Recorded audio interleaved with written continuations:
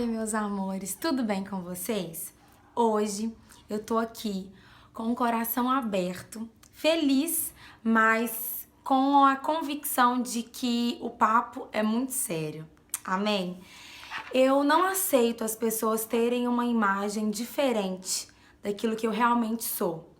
Às vezes nas redes sociais a gente corre o risco de passar uma imagem ou criar uma imagem para as pessoas que na realidade não é verdadeira.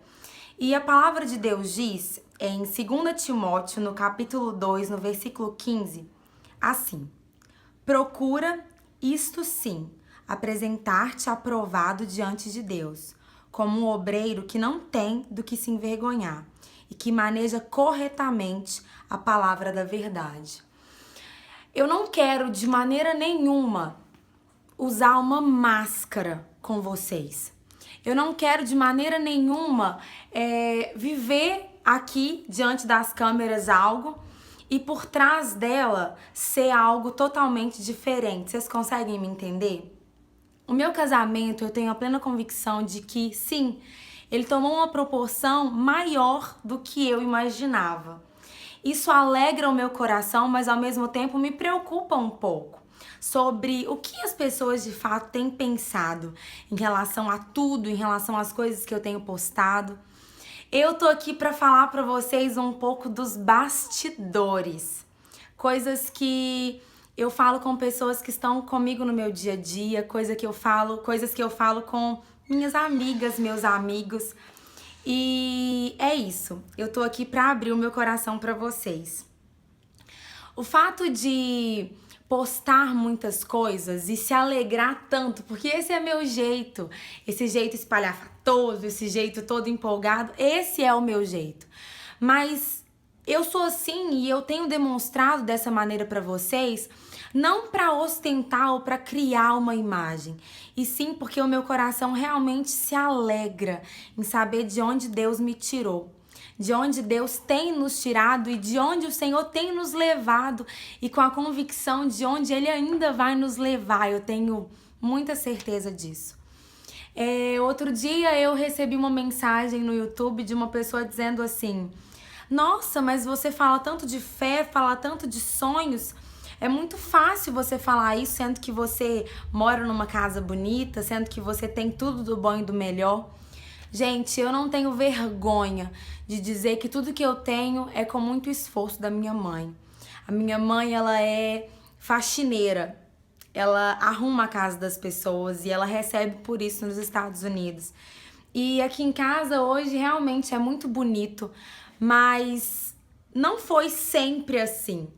Eu lembro de um episódio que uma vez a minha irmã me contou. Nós morávamos ainda de aluguel, a gente ainda não tinha conquistado a nossa casa própria. E nós morávamos naquelas casas que tinha aquelas telhas, sabe? Não tinha laje na casa. E eu era muito pequena e deu uma chuva muito forte.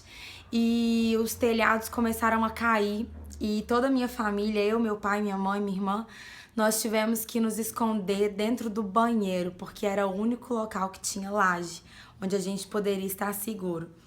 E a minha irmã me disse que os vizinhos, eles fizeram um mutirão para poder nos ajudar depois, porque a gente não tinha condições de arrumar o telhado da casa. Eu lembro da minha mãe me contando que ela vestiu, aliás, que ela calçou o calçado dela, o primeiro chinelo, a primeira sandália com 12 anos de idade. E ela andava quilômetros e quilômetros a pé para poder chegar até a escola. Essas coisas ninguém sabe. Essas coisas, às vezes, a gente não compartilha com tanta frequência. Depois que meu pai faleceu, a minha mãe teve que desbravar o mundo para que eu e a minha irmã pudéssemos ter o mínimo daquilo que ela não teve. E eu falo isso não com vergonha, mas com muito orgulho, porque embora às vezes não pareça, Nós somos pessoas simples. Falo isso porque a nossa casa sempre foi aberta para poder abençoar as pessoas, sabe? Todas as pessoas que chegam até nós e começam a conversar com a gente e realmente têm acesso à nossa vida, vê o quanto a gente é gente como todo mundo. E prova disso é o fato da gente ter colocado o Felipe dentro da nossa casa. Nós não conhecíamos o Felipe, nós não sabíamos a história dele e a gente só quis amar o Felipe. O Felipe ficou aqui em casa meses. E não só ele, mas tantas pessoas que passaram pela nossa vida e a gente abriu o coração, abriu a nossa casa para amar essas pessoas. Então, assim, eu quero que vocês tenham essa imagem da gente, porque essa imagem, ela é real. É isso que a gente vive. A minha irmã, ela vende bijuteria, ela vende roupa, ela vende lote, sabe? A minha mãe, a mesma coisa. Eu já vendi doce na faculdade. O Gustavo vende camisa, vende boné. Nós abençoamos as pessoas, mesmo quando a gente não tem muito nas nossas mãos. E essa é a nossa realidade. E isso alegra o meu coração em poder compartilhar isso com vocês. Porque essa falsa imagem dessa ostentação e dessa tal Ana que só posta foto bonita, porque quem é que gosta de postar foto feia? Quem é que gosta de ficar postando, ai, tá acontecendo isso, ai, eu tô sofrendo por causa disso? Não, eu tô aqui na internet, eu tô aqui no YouTube pra encorajar você, pra postar aquilo que é bom, pra postar aquilo que é encorajador, que é maravilhoso, aquilo que Deus tem feito. Quando eu conheci o Gustavo, eu sabia que a realidade dele era um pouco diferente da minha. E então eu lembro que eu fui para Paraíba para conhecer de fato quem era o Gustavo, quem eram as pessoas que cercavam ele. Depois eu lembro que eu fui para São Paulo para conhecer a família dele, as origens do Gustavo. E eu lembro como se fosse hoje, depois ele compartilhou comigo que ele estava um pouco receioso de como seria a minha reação quando eu visse onde ele morava. E quando eu vi tudo aquilo, ele morava num quartinho e eu simplesmente glorifiquei a Deus porque eu sei que dinheiro não é tudo nesse mundo. E eu quero conquistar as coisas ao lado do Gustavo. Eu acredito em quem ele é em Deus. E se a gente tiver que vender muito boné, muita camisa para conquistar tudo aquilo que Deus tem pra gente, é isso que nós vamos fazer. O guarda-roupa que nós temos lá na nossa casa, sabe? A cama que nós temos lá no nosso apartamento, que inclusive foi uma bênção de Deus. Quem me acompanha no Snap viu quando eu compartilhei que quando o Gustavo estava na África, eu estava aqui no Brasil, eu ficava falando com Deus, Deus, realmente é uma loucura. 6 meses antes do nosso casamento, o provedor do nosso lar, ele tá na África, o meu futuro marido tá na África e lá ele não tá recebendo por isso. Senhor, como vai ser quando ele chegar? Onde eu vou morar, Jesus? E o meu coração começou a se atribular por causa disso. E o Senhor disse pra mim, Tauana, não se preocupe, porque enquanto vocês cuidam das minhas coisas, eu cuido das coisas de vocês. E eu lembro de uma vez que a minha mãe me ligou e falou pra mim, filha, você tava orando, pedindo algo pro Senhor? E eu falei, mãe, eu estava. E ela virou pra mim e falou assim, filha, porque um pastor acabou de me ligar e disse pra mim que Deus pediu pra que ele pagasse 6 meses de aluguel pra você e pro Gustavo.